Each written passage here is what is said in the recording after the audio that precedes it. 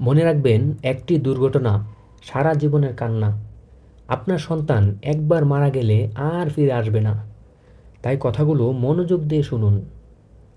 যাদের বাড়ি একদম রাস্তার পাশে, তাদের বাচ্চারা না বুঝে খেলতে খেলতে রাস্তায় চলে যায়। এতে দুর্ঘটনা ঘটতে পারে। তাই বাচ্চাদের প্রতি কঠোর যত্নবান হন। বাচ্চাকে একা ছেড়ে দেবেন না। রাস্তায় বা বাজারে বাচ্চাদের হাত ধরে রাখুন। যাদের বাড়ির পাশে পুকুর, খাল, বিল, নদী ইত্যাদি আছে, তারা সব সময় বাচ্চাদের খেয়াল রাখবেন। নিজে ব্যস্ত থাকলেও বাচ্চাদের একা না ছেড়ে একজন বুঝবান লোকের সাথে রাখুন। তাছাড়াও বাড়ির ইলেকট্রিক সকেট ও মাল্টিপ্লাগ বাচ্চাদের নাগালের বাইরে রাখুন।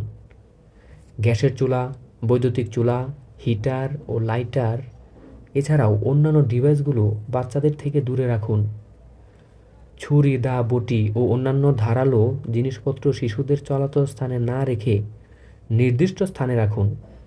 যেখানে সেখানে গরম চা, কফি বা পানি রাখবেন না। বিশেষ করে সমস্ত বৈদ্যুতিক ডিভাইসগুলো একটি লক করা ক্যাবিনেটে রাখুন। বাথরুমের পিচ্ছিল মেঝের কারণে দুর্ঘটনা ঘটতে পারে। তাই আপনার বাথরুমের মেঝে ঘর্ষণসম্মত পদ্ধতিতে তৈরি করুন।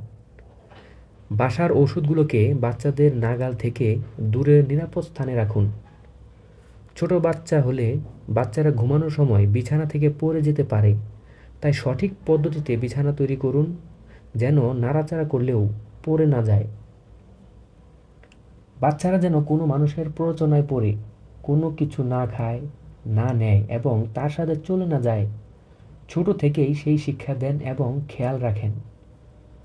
ছোট থেকেই বাচ্চাদের আচার আচরণ, নৈতিকতা, চিন্তা চেতনা, সৃজনশীলতায় সচেতনতার মনোভাব তৈরি করুন।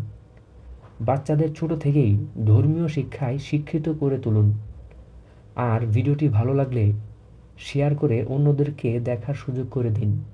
ধন্যবাদ।